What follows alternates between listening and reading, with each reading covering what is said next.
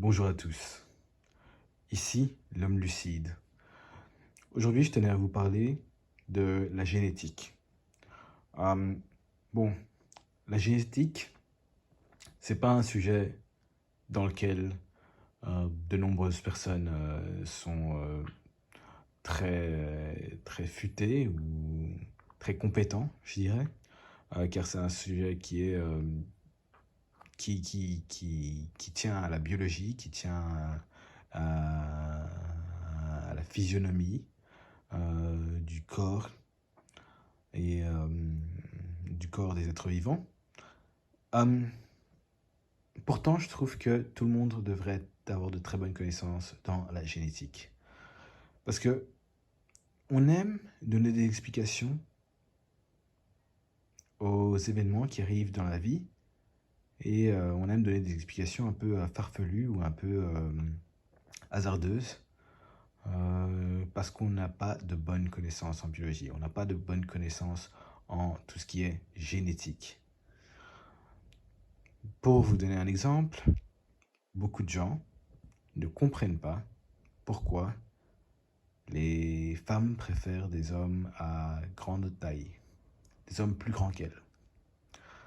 La réponse n'est pas dans une préférence aléatoire que les femmes auraient pour les hommes de grande taille. Non, la réponse est dans le désir d'optimiser la génétique ou l'ADN de leur progéniture. Tout simplement, une femme, lorsqu'elle choisit son partenaire, elle a tendance à chercher un partenaire qui est fort, grand et qui est capable de la protéger. Un homme de grande taille, un homme à la génétique de grande taille, donc, est plus propice à pouvoir la protéger qu'un homme de petite taille. C'est la génétique qui est la raison de cette préférence pour les hommes de grande taille. Un autre exemple. Beaucoup de gens se demandent pourquoi certaines populations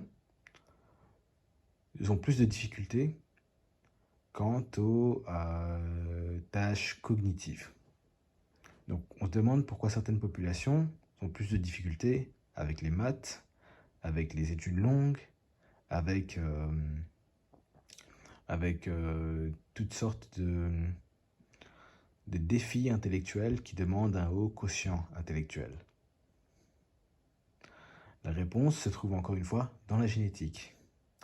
Et oui, il faut comprendre que la génétique détermine un nombre énorme de choses dans ta vie. La génétique détermine ta taille, la couleur de tes yeux, ta couleur de peau, ton niveau d'intelligence, en quelque sorte un peu ta personnalité, ton, tes goûts. C'est un marqueur assez déterministe. Je sais que je donne l'air d'être un, un darwiniste, un ultra-darwiniste ici, mais il faut bien se rendre compte que le facteur génétique, le facteur biologique est déterminant dans la condition humaine ou la condition de tout être vivant, en fait. Euh, c'est vraiment l'ADN qui se trouve à l'intérieur de chaque être vivant qui conditionne la vie de cet être vivant, qui conditionne la physionomie de cet être vivant.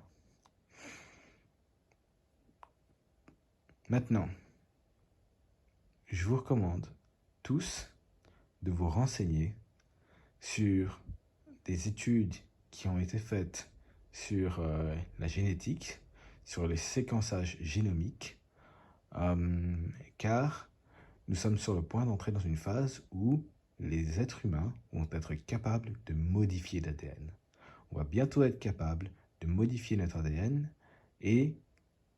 Non, on est déjà capable de modifier l'ADN, mais on va bientôt être capable de modifier l'ADN humaine et construire ou fabriquer des super humains. Ça s'appelle le transhumanisme. Et ça fait peur, ça pose de nombreux dilemmes, ça pose de nombreuses questions morales, de nombreuses questions d'éthique, mais c'est ce à quoi on va. Et d'ailleurs, ce n'est pas ce à quoi on va, c'est ce qu'on a fait. Il y a 2 ans, un généticien du nom de He Jiankui, en Chine, a créé 2 petites filles jumelles à l'aide d'une technologie qui s'appelle CRISPR-Cas9 et a modifié l'ADN génétique de ces 2 petites filles en les rendant super intelligentes. He Jiankui a fait croire au monde scientifique ou au corps scientifique autour de lui que son expérience avait pour but d'éviter que les 2 filles attrapent le sida, car le père était affecté du sida. On a vu que l'ADN qui avait été changé n'était pas celle qui avait attrait aux maladies virales, mais plutôt attrait à la partie de l'ADN qui était liée à l'intelligence. Et cette partie d'ADN était la même que celle qu'on a utilisée lors de la modification d'ADN faite sur les souris avant. Voilà vers où on va. Voilà où on va. Il va y avoir un transhumanisme.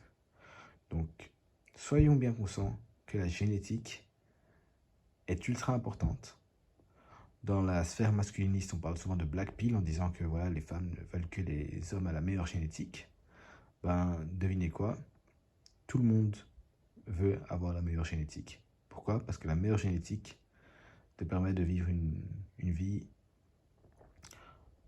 plus facile, d'avoir une meilleure capacité de t'adapter à ton environnement et ça te donne un avantage, une meilleure génétique te donne un avantage compétitif sur les autres.